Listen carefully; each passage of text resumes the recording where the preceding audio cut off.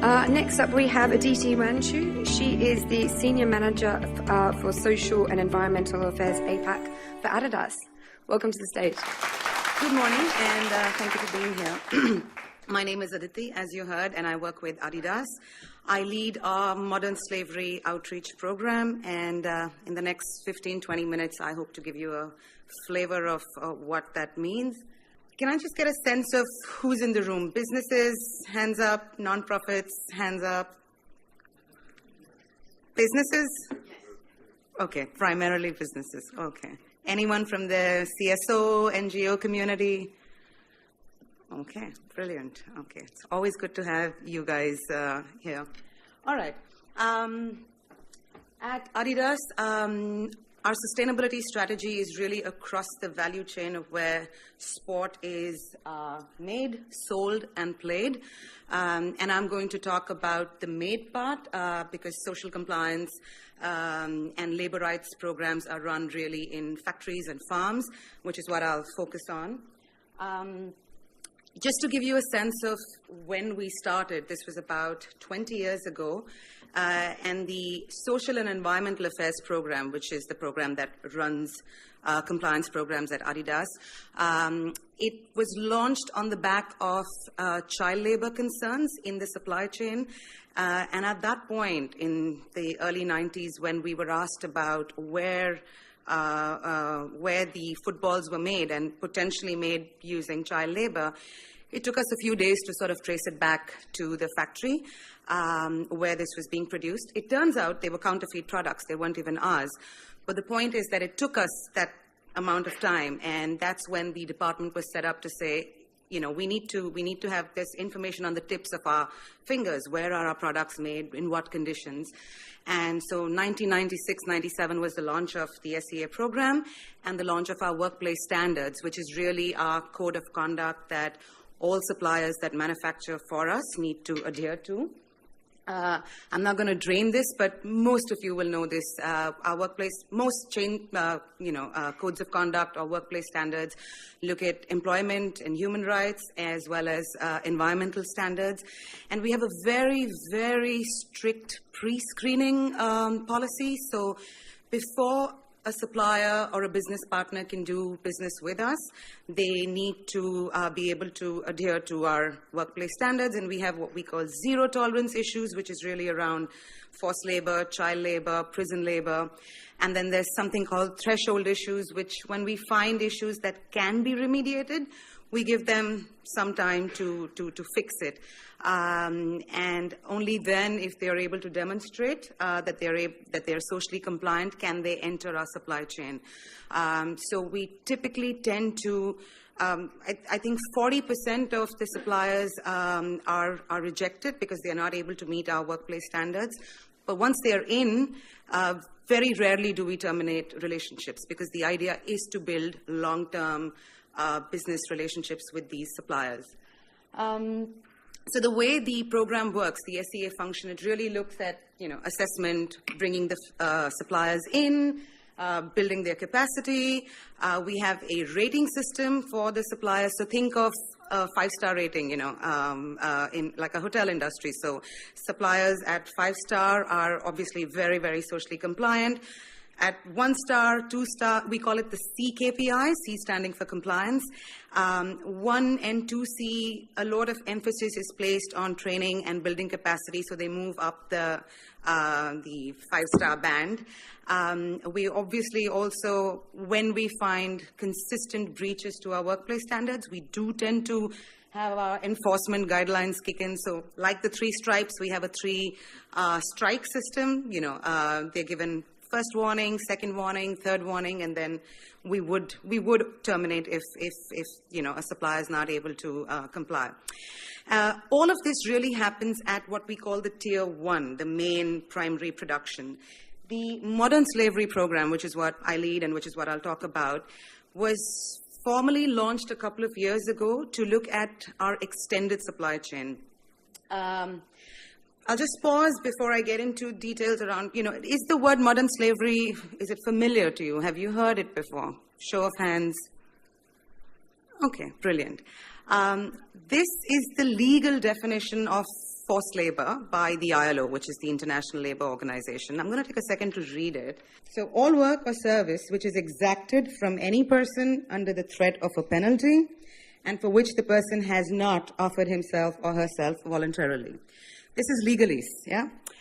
To my mind, it's choicelessness. When somebody is not able to walk away, it's a forced labor or a modern slavery situation. So what does it mean for us at Adidas? I mean, it's an umbrella term. It can mean many things. We're really focused on forced labor situations, the worst forms of child labor, and what we call debt bondage. And when we started the program, we said, okay, let's look at the various tiers of our supply chain, and let's do some kind of a mapping. Many brands have different definitions of their tiers. You heard him say tier 1, 2, 3, 4. For the purpose of this program, we said tier 1 would be, cut, make, trim, where the assembly line. Tier 2 then is everything else, all processing, anything that supports the core process. So in our industry, which is apparel and footwear, it would be tanneries, knitting, weaving, dyeing, finishing, the works. And tier 3 is your source of the raw material. And we said, of course, different strategies have to be applied at different levels of the tier of the supply chain. What works at tier 1 will not work at tier 3 because your leverage is so limited as you go further upstream. So at the tier 1, I already spoke about our social compliance program. So there's a very robust program that goes into factories, works with our manufacturers. At the tier 2, we decided to use the lever of influence, building capacity, education, and I'll speak to that. And at the tier 3, where you're talking about farms, and many, many, many farms all over the world, whether it's for rubber, leather, or cotton, which we identified as the key raw materials that are used in our processes, we said that it has to be through a stakeholder engagement approach. So what did we do? We obviously mapped where the risks were. What are the high-risk countries? What are the low-risk countries? And we sort of, funneled it down to the countries that you see on the slide. I won't drain it.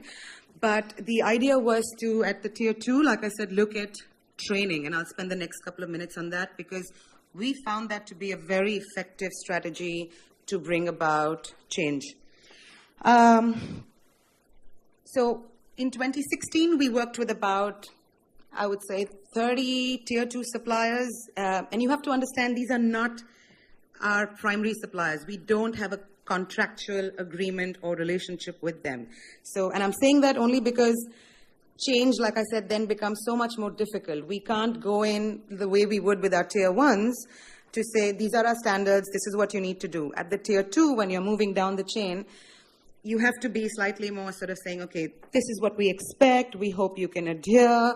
While we can't terminate, at least these are our expectations. So we worked with the ILO to do this training with our tier 2s.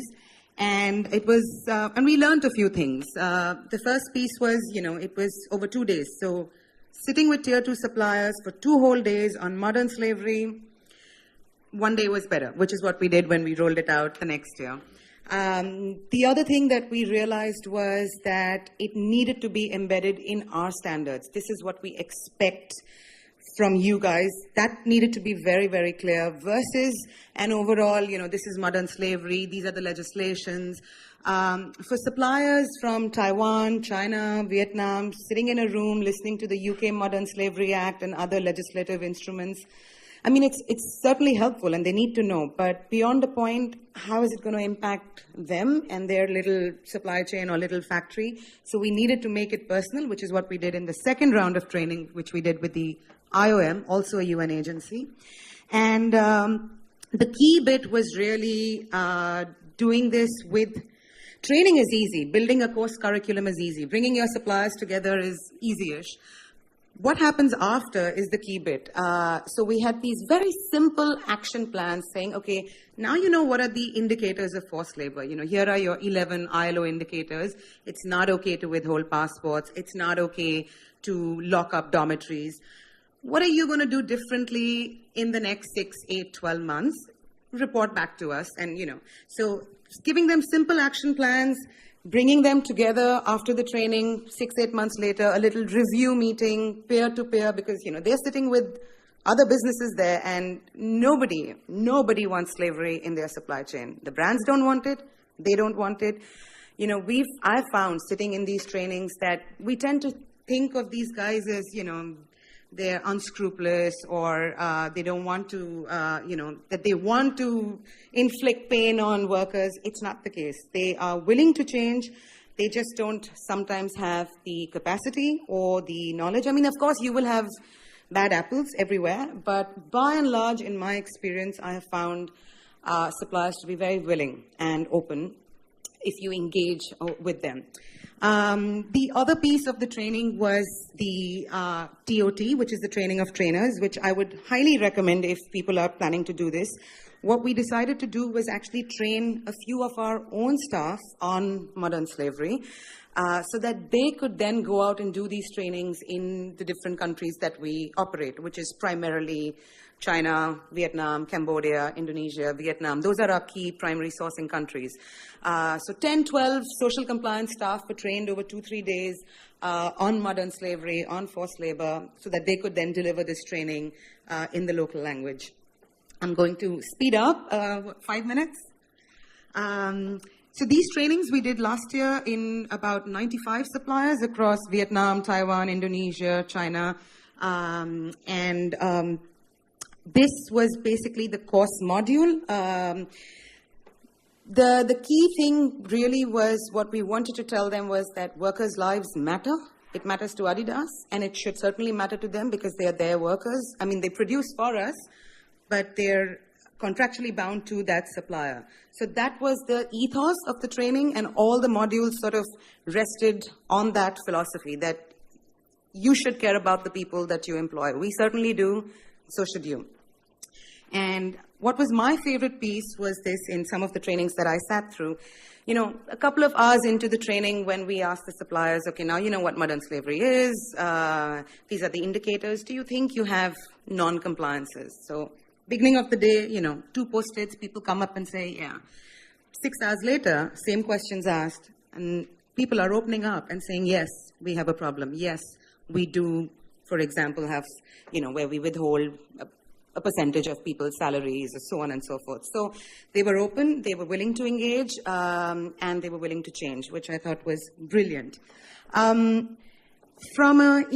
external training of suppliers, another key piece is internal engagement. It's really important to also talk to your own employees about what all of this means. So we've actually run, brown bag sessions. When I travel, for example, I always try and go to the office, and over lunch casually, I mean, sometimes a lot of people turn up, sometimes very few, but we engage with employees to talk to them about these issues.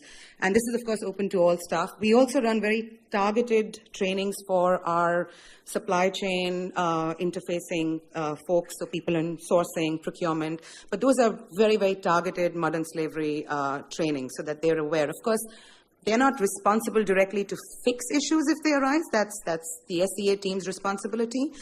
But we're all responsible. Sustainability is everybody's business. So those are separate trainings that are run. But my point is that it's important to generally engage with your internal stakeholders as well. Moving on quickly to the upstream pit, tier 3. Like I said, cotton, leather, rubber are the key raw materials that are used in our products. And a lot of it typically lends itself to slavery-like practices because it's, at the farm level. So for cotton, because of our partnership with the Better Cotton Initiative, they have an assurance model in place to guard against environmental impacts, as well as what they call a decent work principle. So they do audits on cotton farms to ensure that farmers are paid well, and their decent work principle is applied. So by the end of this year, 95% of all the cotton that enters our supply chain will be BCI verified. When it comes to leather, slightly more complicated. Like I said, we did a risk assessment while we sourced leather from many countries. Primarily, the high-risk countries were Brazil and Paraguay. So we engaged in this stakeholder engagement, stakeholder dialogue, which is very, very critical when you're trying to fix issues at the farm and cattle ranch level, because your voice is, I mean, for us, for example, we're very small buyers in the larger scheme of things. We buy small quantities of rubber. We buy very small quantities of leather.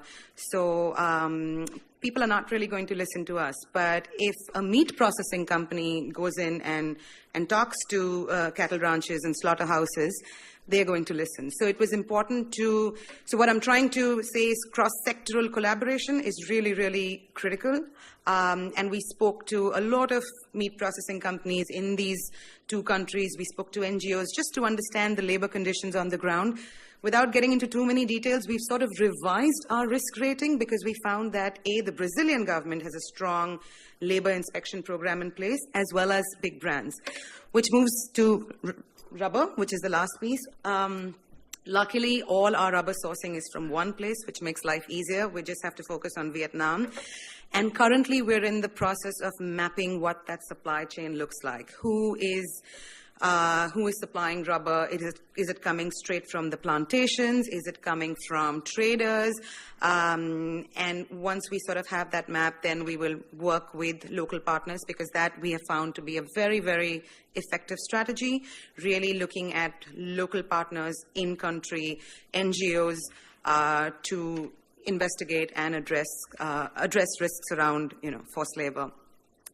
So that really is, in a nutshell, the modern slavery program. Assess your risks, prioritize the countries that you're going to focus on, ensure you have the right policies in place, definitely invest in capacity building and training, and the last piece, capital C for collaboration. That's the only way. No brand can do this alone and should not do this alone. So thank you very much, and I look forward to your questions.